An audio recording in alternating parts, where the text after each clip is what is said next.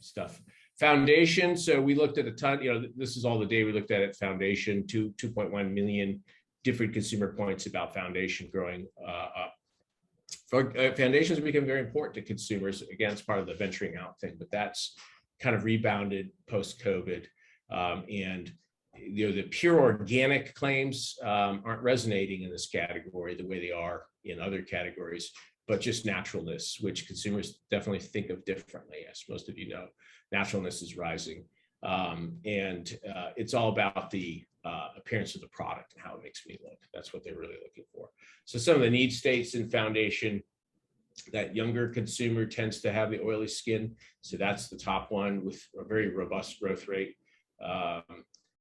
Between the share of the voice and the growth rate, that's really scaling very rapidly. Looking for glow and fighting dull skin is right up there with oily skin. And then hiding blemishes. Here you do see wrinkle coverage because there's always an exception to our rule. Anti-aging is less important, but still some things come up there. But generally, these are things that you're going to associate with the younger consumers. And then some of the losers. This one was really interesting, the dermatologist recommendation, because that's not consistent with the bacteria growth, younger skin, blemishes, acne.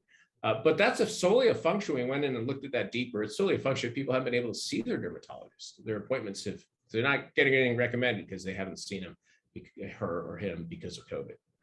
So that just became less of a thing over the last year. Same with professional opinions. So very tough if you're in the space with pharmaceuticals because people aren't going in to have those appointments right now. We already talked about hypoallergenic. That is becoming less important. It's always going to be out there. It's just not getting as much attention as it used to in foundation. And there's a few other things here that are declining. So as we look at it overall, oily skin is becoming important, growing in importance. Hiding blemishes is definitely growing in importance. And then the dermatologist recommendation, professional recommendations, those just aren't happening as much. And form factors for foundation. Powders is really an important area for innovation. So consumers really have talked about powder a lot. They're looking for different textures to the powder, different ways to apply it. They don't want it to live at home. They want it on the road with them at work or after work or whatever. And so they're looking for something for ways to use it without a brush or different sizes of brushes. So there's an opportunity to do some innovation work on powders because that is kind of really growing rapidly with consumers. Sprays and creams, no surprise, those are important. Liquid sticks. Lotions, this is within foundation. So I don't know if there's any particular rule why that's down, but serums within foundation, just generally serums are not what they were a year ago with that whole shift we just talked about. Foundation powders are kind of the thing for 2022 or 23, maybe, I don't know. But about applying when you're out of home. And they are great for dealing with oily skin. They're great for covering blemishes. You want them to be pore friendly, maybe make them vegan. So these things are definitely on the upswing right now. And in terms of the psychographics, so we look a little bit at these consumers.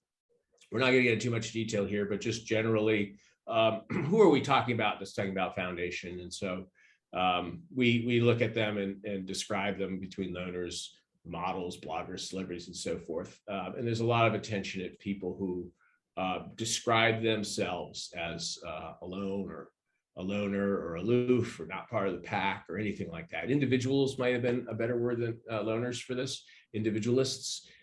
So that's one of the reasons why celebrity endorsements, this is specific to foundations, but that's one of the reasons why celebrity endorsements aren't quite what they were a year or two ago. There's this more sensitive, rugged individuality that's going on here that we have to be mindful of. And bloggers are really important. Loners or have plenty of money to spend. And so thinking about your audience a little bit differently is going to be very valuable for people to determine like where are those opportunities. And we'd love to get more detail about that with you for those who are interested. Where are the declines? Where are people talking less? Of course, they're talking less in the office because so many of us aren't in the office. The active lifestyle people are talking less. Young moms are talking less. They're dealing with school in a lot of cases. TV lovers talking about it less. So that was foundation. I'll talk about finishes a little bit. And since foundation is the corner, these are finishes. So shiny and flashy foundations are looking at modest growth as consumers are kind of trying to get that new look, and matte finishes are declining here. So this is one place where, in other areas we're seeing matte finishes becoming more important, but here they're definitely on decline in foundations. People are looking for a bit